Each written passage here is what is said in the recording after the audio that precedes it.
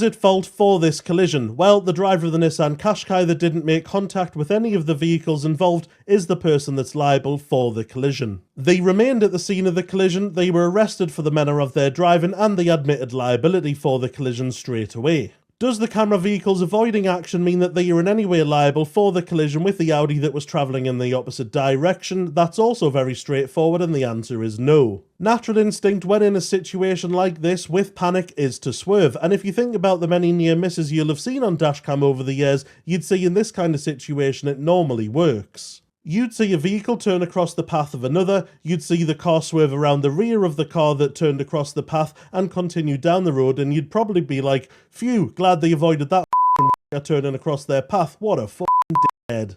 But in this case, the car turning across the path braked and come to a sudden stop, so the camera car took second evasive action, which put them onto the opposite side of the road. When you review liability, you're looking for the chain of causation. There will always be many contributory factors, but ultimately you're usually looking for the one thing that started the chain of causation, which is the proximate cause. In this case, the proximate cause is the Nissan turning across the path of the camera vehicle. That action caused the reaction of the camera vehicle, which resulted in the collision with the Audi travelling in the opposite direction. The case has been heard at the Sheriff's Court, and yes, in Scotland it is still the Sheriff's Court. The defendant, Christopher Adams from North Carolina in the United States, who was on holiday at the time of the collision, entered a guilty plea via his lawyer, and Sheriff Sarah Matheson sentenced him to a UK driving ban of 12 months and a £2,185 fine. Naturally, the vehicle damage and the injuries will be dealt with separately in civil court if required. However, I would imagine, given the Nissan driver admitted liability immediately